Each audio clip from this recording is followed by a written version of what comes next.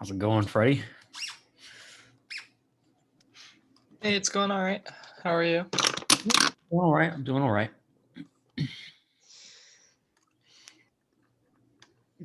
Yeah. Oh, my camera's not on. There. There's no seminar today, is that right? That is correct. Yeah. Oh, okay. How's it going, Paco? Well, there's no seminar today, so I'll do 80/30. Have more time to finish my 80/30 assignment. Oh yeah. Nice. 80/30. Which class is it? 80/30. Yeah. What's 80/30? Homological algebra. I forgot there are two. Gotcha. Two 80/30s. Keep forgetting. Uh-huh. Okay. Cool. Nice. Yeah. And then tomorrow, I got to rest a little. What are you working on in there now? Right now we're doing Shapiro's lemma, but the assignments in Cartan Eilenberg resolutions. Okay.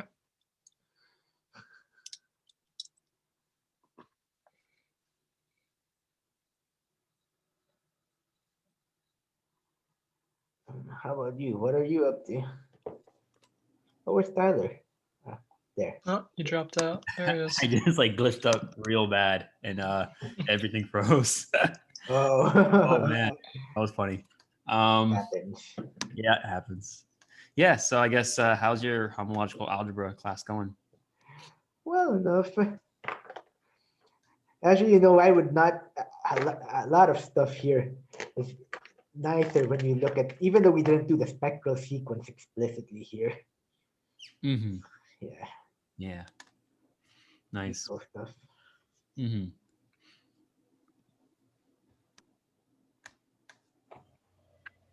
Hello. Hello. Oh, Is there a number theory seminar today or not? not that I know of. Okay. I can deal with that. Let me check my email just to make sure. Okay, sounds good. Let's see. So I think by way of announcement, so we're not going to have our problem session this Friday. We're not going to have any live meeting this Friday. If I'm in the mood, I will upload a further asynchronous lecture on Lupin Tate stuff, or I might not. So we'll see. I think I always kind of prepare like somehow I'm always like half a lecture behind in terms of what I think I'm going to do on a given day, and so well, anyway, so I think that we have, if we get through, except I didn't prepare that much for today, so we may actually get through everything that I've written. And then I think we have maybe like between 1 and 2 further lectures on Lupin Tate stuff. Okay. Yeah, any questions?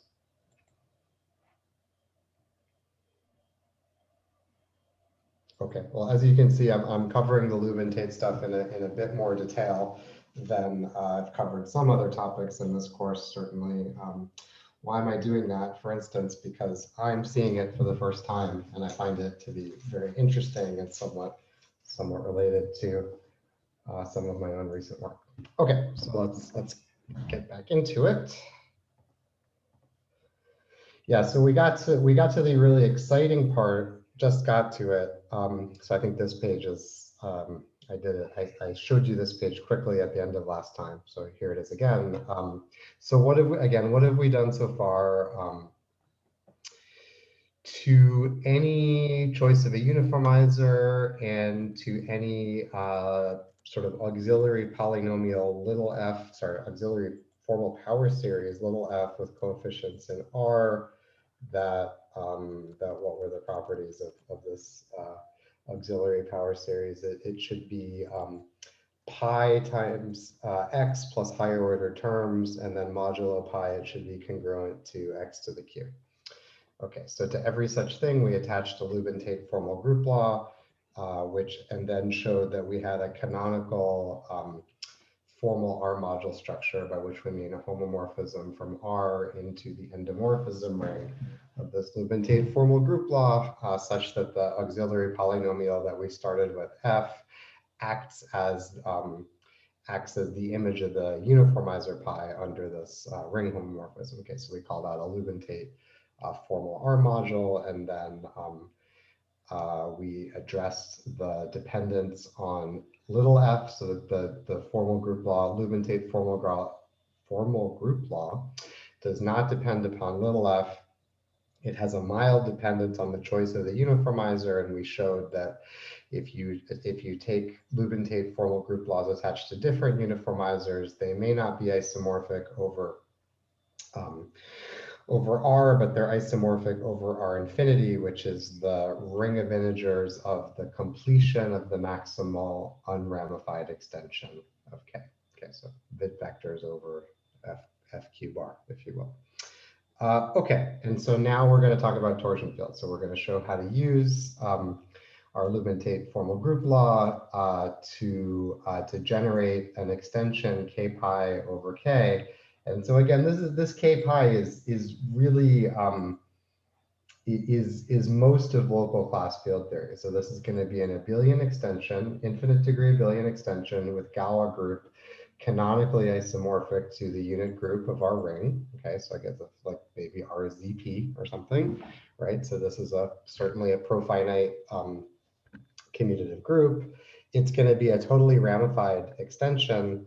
And so again, that for class field theory, among other things, we want the maximal abelian extension of our local field to be isomorphic to the unit group of R cross Z hat, and the Z hat is really the easy part, which is coming from the unramified extensions. And so the R hat is the interesting part, which is coming from the totally ramified extensions. So this is constructing the interesting part of the maximal abelian extension. Okay, and so so that's what we'll do today. And then there's like one thing.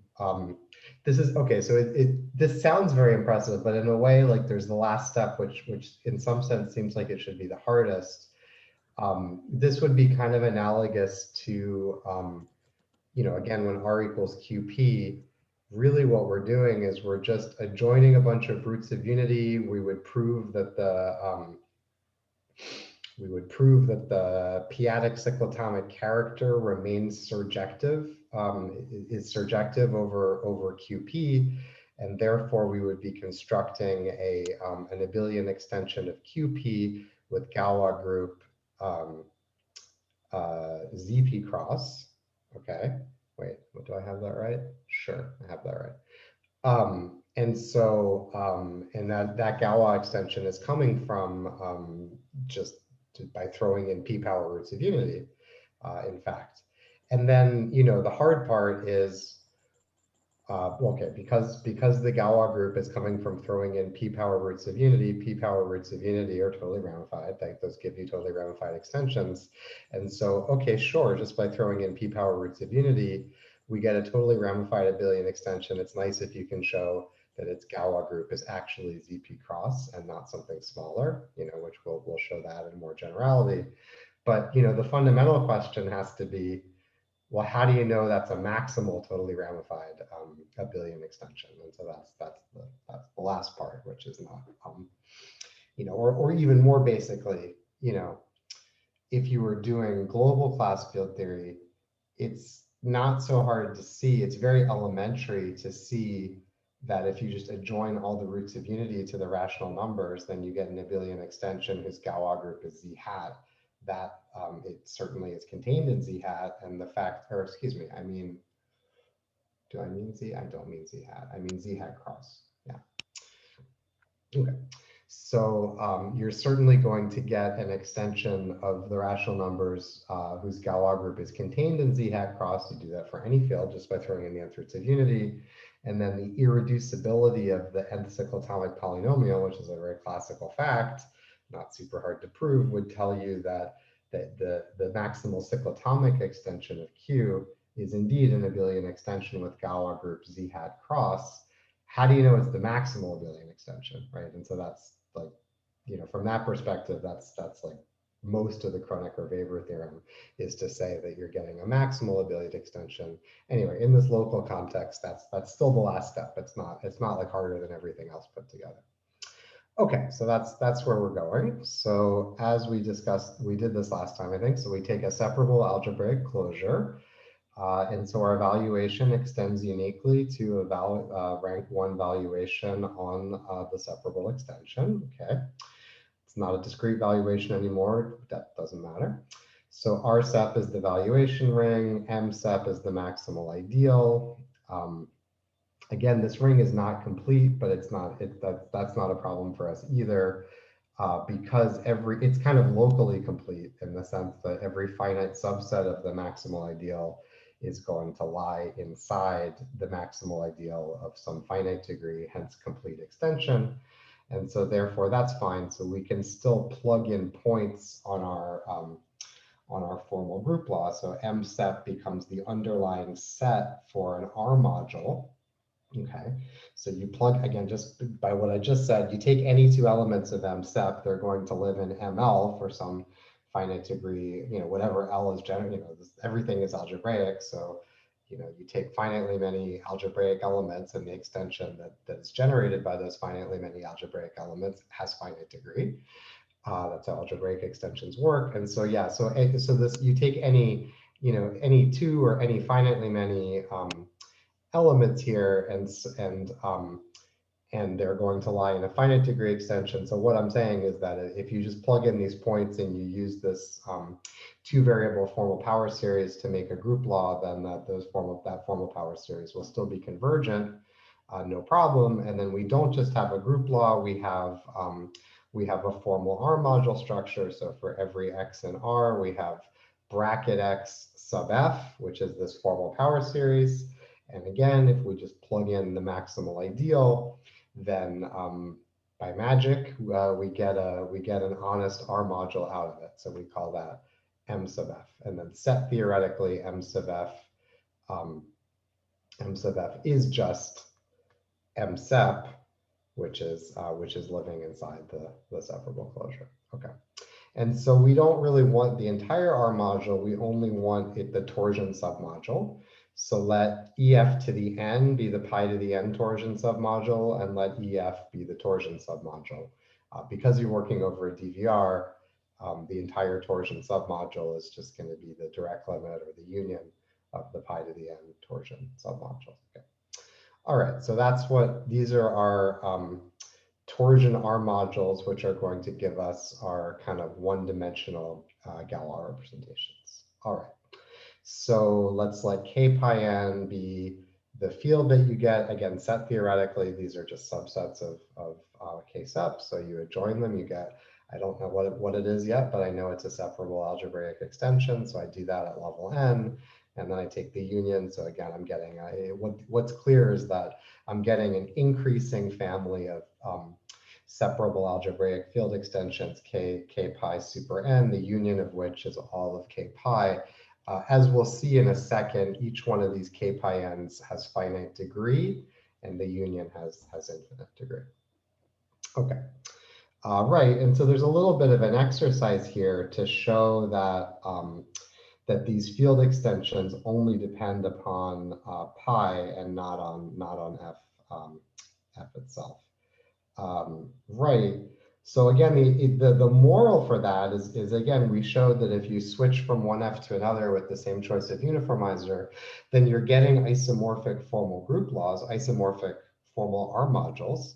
So that should do it. You still have to do something. Well, let me sort of say an analogous statement, though, that maybe, should make you feel better about this. What's the analogous statement? The analogous statement is I have an abelian variety over a field, and I look at the n torsion field of the abelian variety. Let's say n is prime to the characteristic of the field, so as to not cause trouble, right? And so I look at the n torsion field. So what is that? That's the field extension obtained by adjoining the coordinates in some projective space of the n torsion points of the abelian variety. Okay. Right, and so now, I have that n torsion field, which again, you probably also know is a finite degree Galois extension of the abelian variety with Galois group, a subgroup of a subgroup of the automorphism group of the N torsion. Okay. But the statement that I'm making now is, well, what if I switch from my abelian variety to an isomorphic abelian variety over my ground field? Well, the torsion field, the N torsion field should be the same. Well, you got to show something there too, but you can show it. Okay, so you write down the isomorphism and you find your torsion points inside one field. You hit those things with the isomorphism, and you're going, because the isomorphism is defined by polynomial functions, or polynomial and or rational locally polynomial functions with coefficients in the ground field. What does that mean? That means that if you have such a guy which lives inside a field, and then you hit it with a rational function with coefficients in that field, you're also going to get something inside the same ground field. And so the same thing is happening here. It's just happening with formal power series instead of rational functions. Okay, so all right, maybe that's a fairly convincing argument, but it still couldn't hurt to write this out. Okay, and so we get these field extensions that really only depend upon the uniformizer. Okay, and they do depend on the uniformizer. All right, and so what kind of field extensions are we getting? So again, evidently it's a separable algebraic extension. I've joined some subset of case F, but moreover, the R module structure was given by a power series with coefficients in R. And so just as we say for abelian varieties, the absolute Galois group of K, the fraction field of R, is therefore going to take pi to the n torsion points to pi to the n torsion points. Okay, so again, this is also worth thinking about. It's analogous to the same fact of abelian varieties. But again, the point is that the Galois action is going to commute with the R action, because the R action is defined by power series with coefficients in R. Okay, and so therefore the absolute Galois group takes pi to the n torsion points to pi to the n torsion points. Therefore, the field that you get by throwing in all your pi to the n torsion points is stable under applying any automorphisms of K-sep, okay, that fix K pointwise, and well, that's what it means to be a normal extension, right? So an algebraic extension of a field is normal precisely when you apply any automorphism and you stay inside the field. Okay. Well, I already said it was separable. I just said it was normal, so therefore it's a Galois extension. Okay, and then K pi is the union of the Galois extensions K pi n. Okay, so we got a system of Galois extensions. Let's see. Did I want to say? Yeah, I guess I'll say later what's happening in terms of the Galois. The Galois, it's almost obvious. I could say at this point that the Galois group is naturally a subgroup of the unit group of R mod pi to the n, but I guess I'm waiting to say that. Okay, but I could say that now if I wanted to. All right, so here's the lemma. The lemma is telling me what is the R module structure of these modules, okay? And so again, what's clear is that EF to the n was obtained by taking the pi to the n torsion of some other R module. And so therefore, it's the type of R module on which pi to the n acts as 0. And therefore, by easy commutative algebra, it is naturally not just an R module, but an R mod pi to the n module. And it, in fact, so my result is that, in fact, it is free of rank 1 as a R mod pi to the n module, okay, which is in perfect analogy to what happens with roots of unity and what happens with CM elliptic curves. And I guess I'm not going to say that much about this, but if you have a torsion R module whose pi to the n torsion subgroup is free of rank 1 for all n, then your torsion module is going to be isomorphic to K mod R. Okay, so let's prove the let's prove the this first part. So this is nice. So again, I just said that, I mean, certainly as far as the R module structure is concerned, that wasn't even the exercise. The R module structure is independent of the choice of F. So let me choose an F that makes things nicer for me. And so this is absolutely the simplest F that we could ever choose, right? It satisfies both of the conditions. Okay, and so then what is pi to the corresponding pi to the n here? remember this sort of the multiplication operation on endomorphisms of a formal group is just one variable composition of formal power series. So again, a priori, this F could have been a formal power series, but it's simpler. It's just a polynomial. Okay.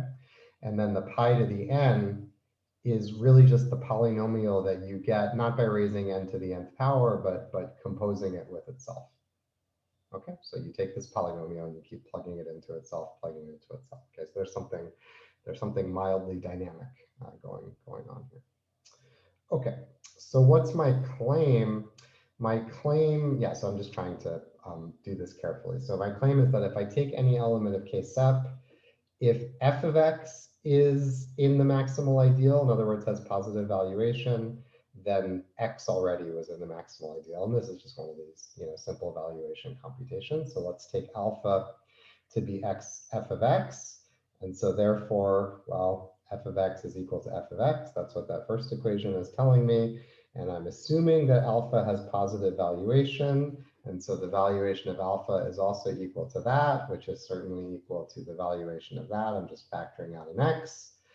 Okay, and then, this is the way these types of arguments go. You assume the valuation does not have the property you want, and then you get a contradiction. So what if the valuation of x were less than or equal to 0?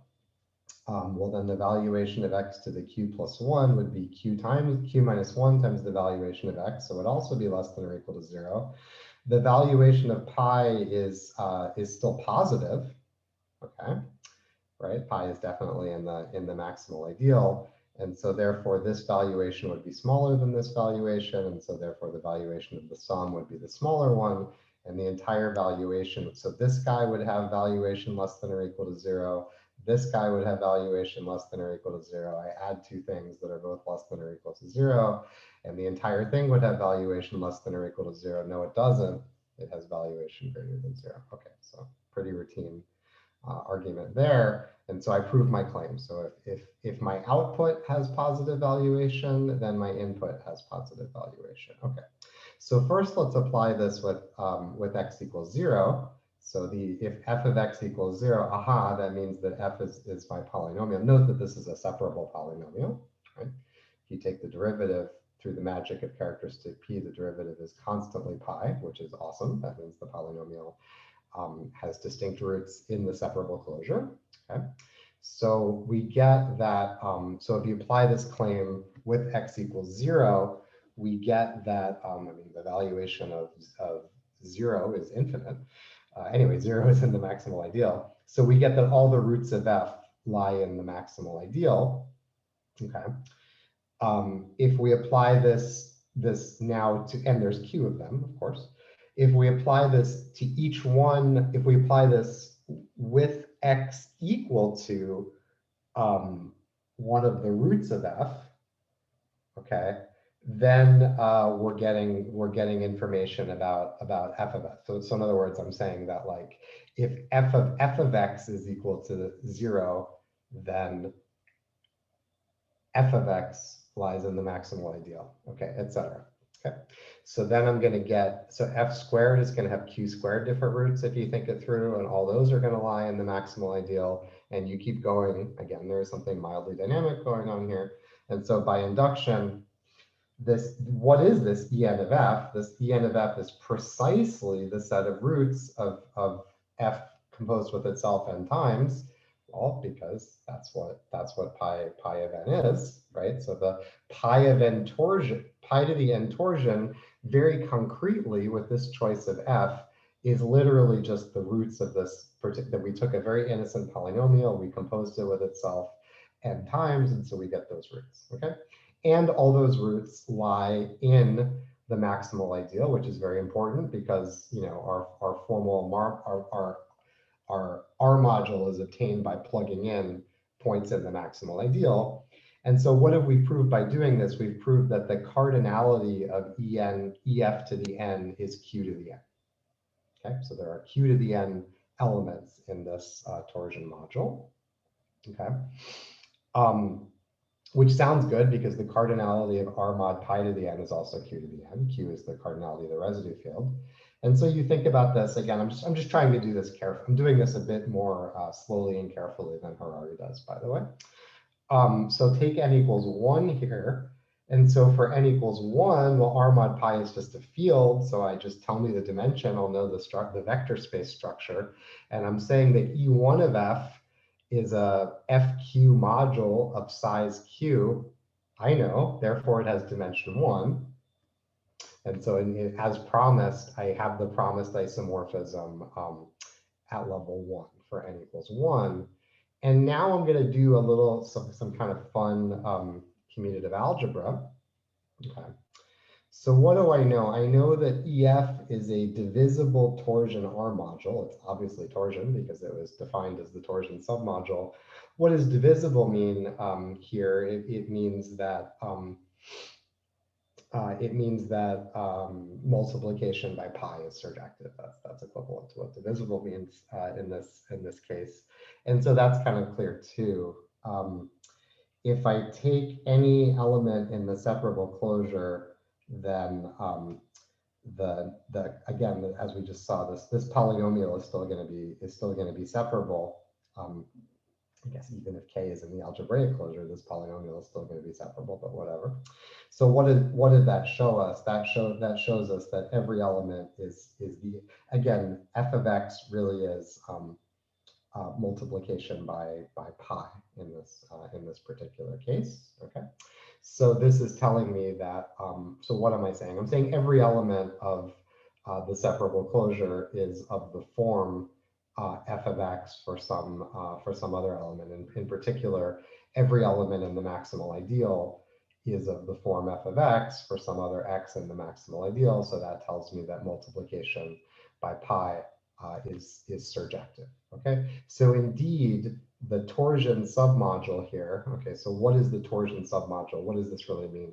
These are the elements of the maximal ideal, so that if you apply f some finite number of times, you get 0.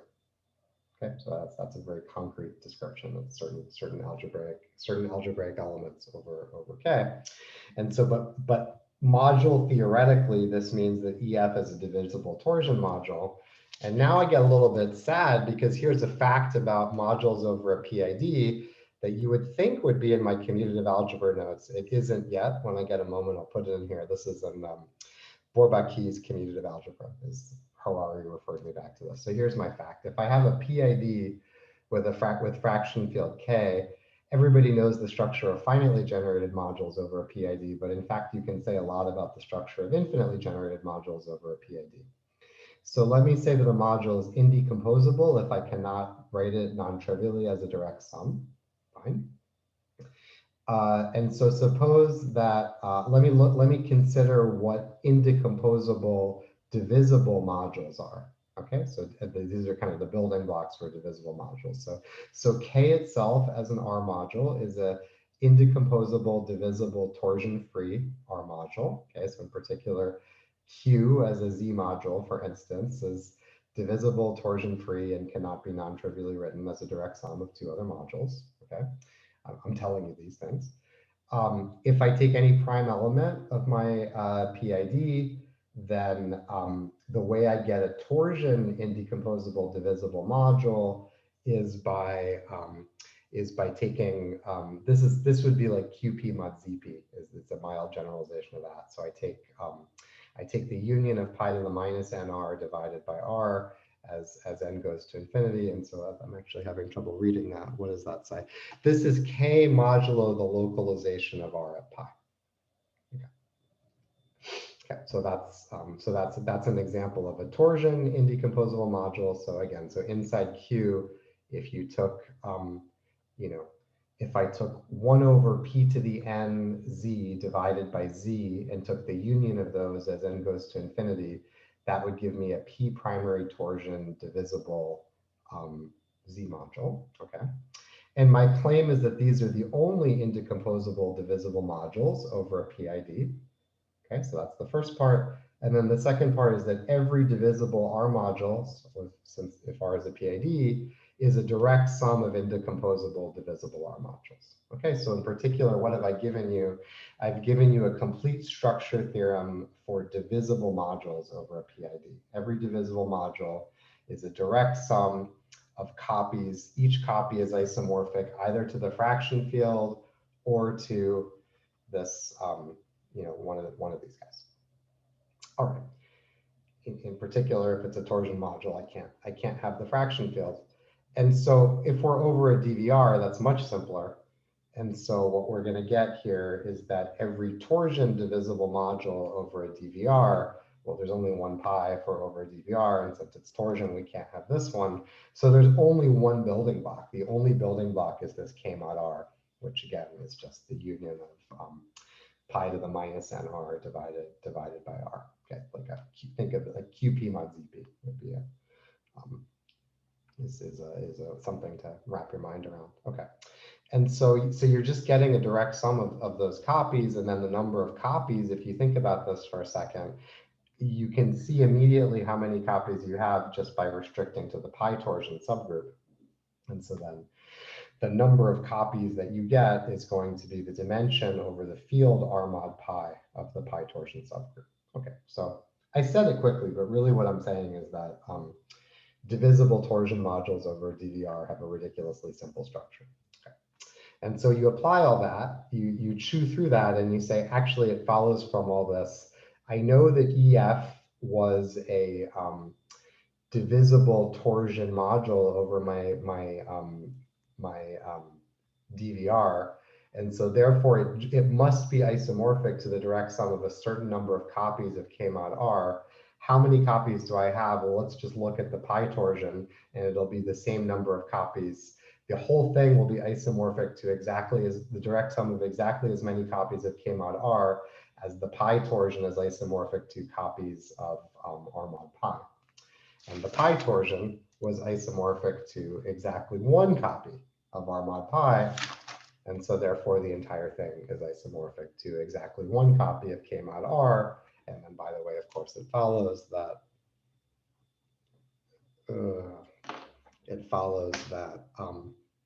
if I now just take pi to the n torsion, then I get this.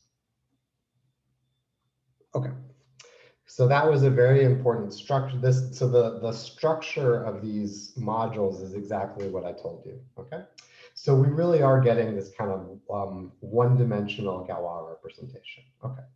And so if you follow this through now, what are we saying? We're saying that what can we say about the Galois group of this? We know it's a finite Galois extension. Okay. But if you, again, how is Galois acting? Galois is commuting with the endomorphisms by R, multiplication by R.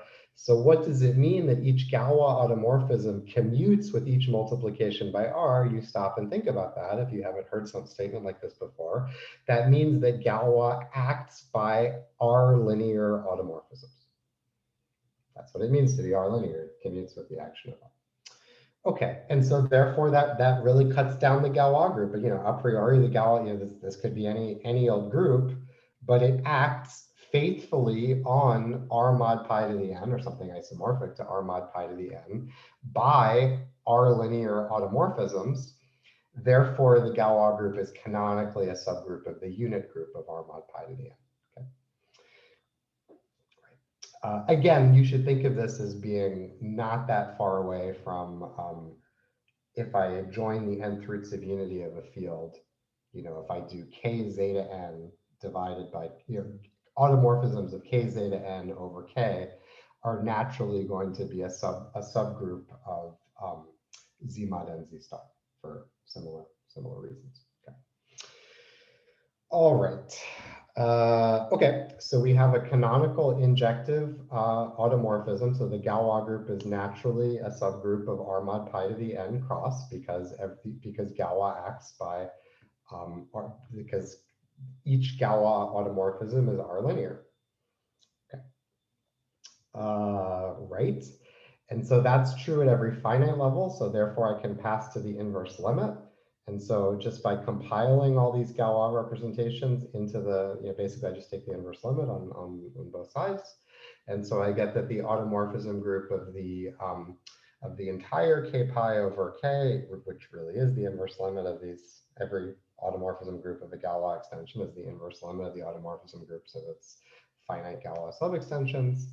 And so that is going to act faithfully on the inverse limit of these groups, but R was already a profinite group, and so the inverse limit here, this is some kind of p-adic completion of R, but R is already complete. Okay, so this inverse limit is just the unit group of R. So that's very exciting. So we have our automorphism group of k pi over k.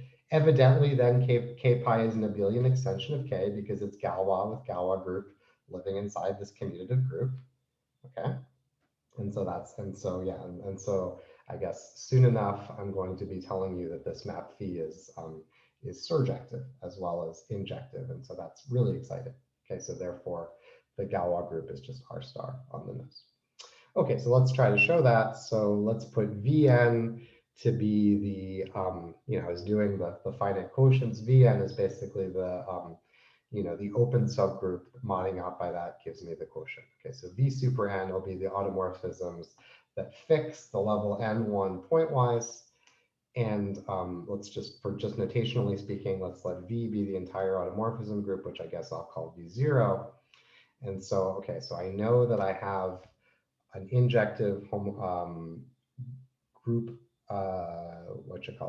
homomorphism of profinite groups from V into R star, which is otherwise known as the unit group of K. So here's the theorem. First off, this map is surjective as well as injective, as promised. Second of all, for every n greater than or equal to 1,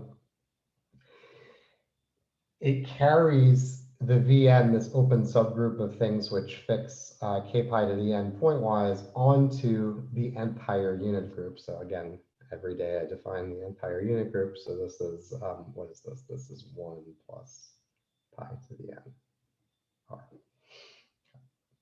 Okay, so once we write this out, that's going to be kind of immediate. And then a couple of other things. I think in order, we're going to show this k pi is a totally ramified extension. And this is more for later use. For further information about this totally ramified abelian extension is that pi will be it doesn't really make sense to say that something is a norm from an infinite degree extension, but you could kind of say that something is a norm from an infinite degree extension if it's a norm from every finite degree subextension. Okay, so that's what's happening here. So pi is going to be a norm in each one of these extensions, which if you sort of flip back and see what we already know about local class field theory is consistent with it being totally ramified. And yeah, it's consistent with it being totally ramified. All right, so let's prove it there. It's not actually that hard to prove. It's kind of surprising to me.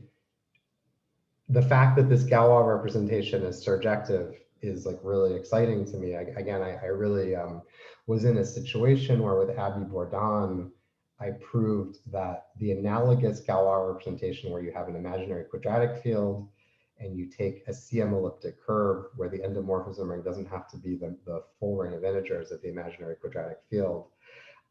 We looked at the corresponding adelic Galois representation, so taking values in O hat cross, so the unit group of the profinite completion of the order.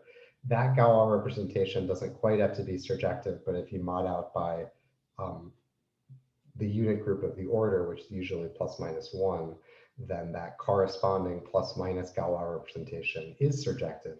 And that was actually like one of the main theorems that Abby and I proved a few years ago. And then it turned out that like 3 other teams of mathematicians had proved this theorem as well, some before, some after us, but the earliest person was Stavenhagen in the year 2000, which is like awfully recent when it comes to this sort of thing. Anyway, so the fact that this Galois representation is just surjective on the nose and that it's not so hard to prove it is very, very interesting to me. Can you tell us the paper, the title of the paper? What now? Can you tell us the paper that you wrote with Abby? Oh, Okay. sure. Yeah, I'll put the link in. Hold on a sec.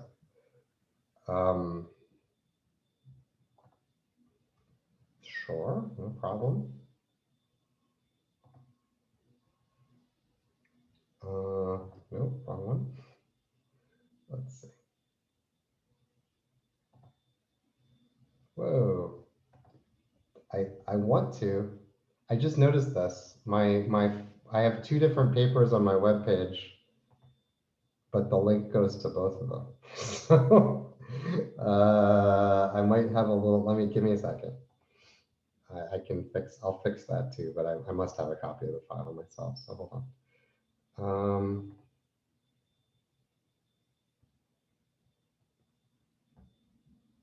That's weird.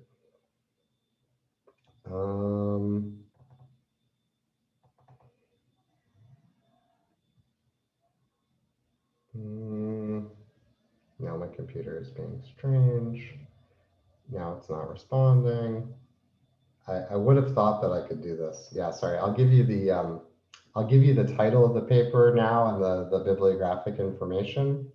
And then once, like in an hour or something, if you go back to my webpage, you can get it. I can put a possibly not up-to-date version in the chat. Sure. Yeah. So it's really, it's funny that I didn't notice before this issue. Hold on a second. So I mean, even if you put it on your webpage later, that's fine for me. I don't mind. yeah, so it's also published, by the way, so you could go to MathScience and get it. But yeah, no, it should be available on my webpage. Yeah. Okay. Right. Anyway, so it's interesting to me that this, like, how close, in some sense, this Lubin Tate thing is the local version of what Abby and I did and what, as you'll read, several other mathematicians did at around the same time. Okay. Okay. So let's see. Yeah. So we're back. That's funny that I never noticed that. Okay, so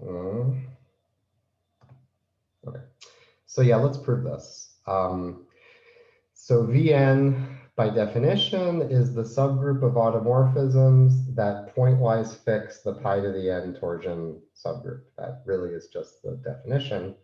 And so what does that mean? That means that these are the automorphisms that when you go modulo pi to the n become the identity. Okay, again, you're allowed to think about that, but there's not really that much that much content there, right? Again, if you're thinking about this group as living inside, the unit group, then the ones that pointwise fix k pi to the n are the ones which, once I go modulo pi to the n, they become trivial. Okay, on the other hand, un is the elements of the unit group that reduce to the identity modulo pi to the n. Okay, so both of these things both of these super n's are defining the condition that I have something which is living inside some inverse limit indexed by n, and these are the ones that once you go to you map down to level n, you get one, the identity element of the group. And so sure, therefore phi takes Vn inside the entire unit group. Okay, and it follows immediately that if phi is surjective, then maybe I should have said this a little bit better. It's true that phi takes Vn inside un, and more precisely, the more precise statement here is that because the map is an injection, we know that phi is an injection. So for x in V, we know that phi of x is in un if and only if x is in V. Okay, again, you see it's an injected map. The mod n condition just matches up directly on both sides. Okay, so if that's true, and if the map is surjective, then that means that precisely the inverse image of the entire unit group under this map is V. Okay, So the matter of it is to show the search activity. And again, it's enough to show that at every finite level, because after all, the whole thing is defined by passing to the inverse limit. Okay, so R star, the whole R star thing is the inverse limit. So if you're surjective on every finite level, then you're surjective onto the inverse limit. Okay. And so yeah, this gets shown in a really clever way. This is maybe this is the coolest part of the whole proof so far, I think. So let's take an element that is pi to the n torsion, but not pi to the n minus 1 torsion. What does that mean? It means that it's a root of the nth iterative f and is not a root of the n minus first iterative f. Okay, so that's very concrete. If f is equal to this, then you can't argue that that f divided by x, I switched the two terms around, but it's x to the q minus 1 plus pi. So what? Well, let's take f to be the nth iterate divided by the n minus first iterate. And if you plug that in, then, well, the nth iterate is, after all, f of the n minus first iterate. You do the division. And so first of all, you see that h is actually a polynomial. Okay, so just plugging that in and using, so I'm taking f of x divided by x is equal to this. In place of x, I'm plugging in f circ n minus 1. Okay, and so if I do that, then I get that f of n minus 1 should not be a sub f of n minus 1. It should be a super circ f of n minus 1. Okay, so I get f circ n minus 1 to the q minus 1 plus pi. So first of all, h is a polynomial, and it's that polynomial.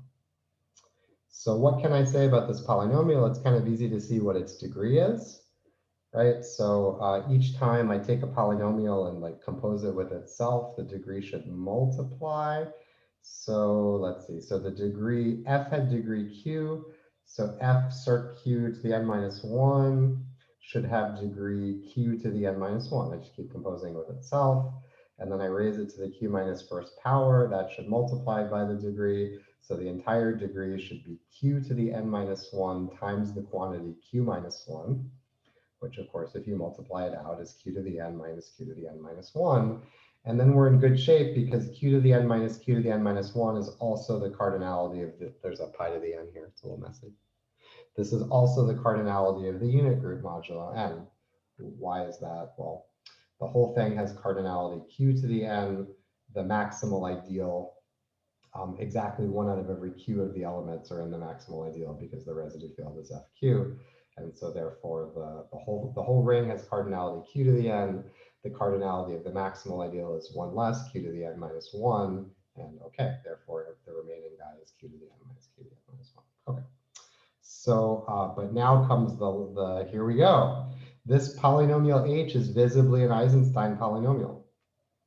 It's not hard to see, right? So its constant coefficient is precisely divisible. Is the uniformizer, has valuation 1, and this is a monic polynomial. So it's Eisenstein. Number theory 2 is pretty cool sometimes. So it's an Eisenstein polynomial, so it's irreducible over my field. Not only is it irreducible, we also learn in number theory 2, what do we learn about field extensions generated by Eisenstein polynomials? I think they were totally ramified. Yeah, they're totally ramified. So that's where the total ramification is coming from. It's kind of hilarious, like how elementary this argument is. Okay, so the polynomial is irreducible.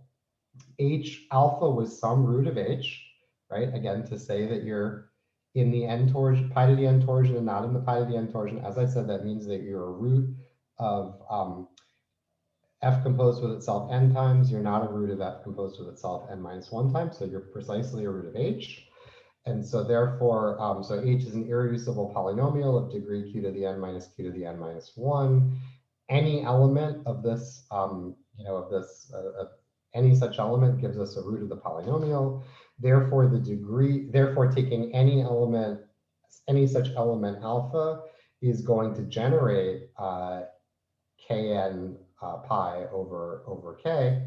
So this thing is going to have degree this, which is that, but a priori, k alpha was a sub extension of k pi to the n, because k pi to the n is obtained by adjoining all of the pi to the n torsion points. So what I just showed is if you give me any one pi to the n torsion point that is not a pi to the n minus 1 torsion point, then that already generates the entire extension.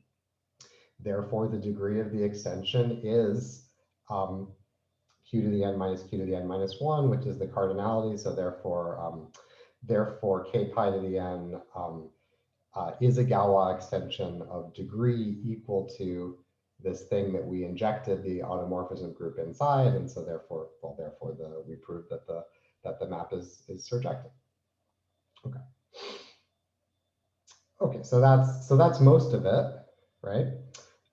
We proved that the this mod n Galois representation, or mod pi to the n, better, Galois representation is an isomorphism into the unit group of R mod pi to the n. So pass to the limit, you get an isomorphism into R star. And then finally, we're not going to see it today, but later we're going to want this norm statement.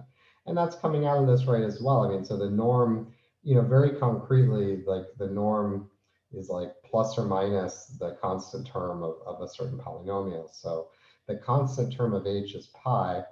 What does that tell us? That tells us if we just take the norm from k alpha down to k of alpha, okay, I won't rehearse this, but that's basically, the norm is, among other things, the product of the Galois conjugate. So up to a sign, the norm is the norm of an algebraic number is the constant coefficient of its minimal polynomial. The sign is -1 to the degree. If you think about this, the degree is usually even, but doesn't always have to be. It's kind of like a phi function value here. It's just like phi of n is usually even, but doesn't strictly speaking have to be. A similar thing happens. And so you say, okay, let's just find. If the norm of alpha was equal to -1 times the degree of h times pi, the norm of minus alpha, -1 is in k, so the norm of something in the bottom field is that element raised to the degree of the extension, which is the degree of h, and so that's going to cancel out that -1. Okay. So it's probably true, by the way, that the norm of alpha is equal to pi, because it's probably true that q to the n minus q to the n minus 1 is even. If you think it through, it's always true that the norm of minus alpha is equal to pi. Okay, right. And so, so because k pi to the n over k is generated by a root of an Eisenstein polynomial, it's totally ramified. And so k pi is a union, aka direct limit, of totally ramified abelian extensions. That makes it a totally ramified abelian extension by definition, I think. An infinite degree algebraic extension of local fields is totally ramified if every finite degree sub-extension is totally ramified. So there we go. So we constructed a totally ramified abelian extension with Galois group, the unit group of the field. Okay. Yeah, and so then I think I'll be happy to. Maybe this is a good place to stop. The next thing is, well, maybe I'll just show you, and then we can come back and look at the proof. So this is just some valuation theory lemma, which is totally just a lemma. I could have proved it in local fields if we wanted to. And so then the result here is that, yeah. So it's nice to state this result. So suppose I have two uniformizers of k. I have these fields k pi and k omega, right, which I've constructed. Each one of them is a totally ramified abelian extension of k with Galois group canonically isomorphic to R star, but they probably aren't the same. For instance, I guess if you stop and think about it, they kind of can't all be the same because of this last property, the property that this thing was constructed so that pi was a norm from every finite degree sub-extension of this abelian extension. I didn't think of this until just now, but it's sort of, if you think about it,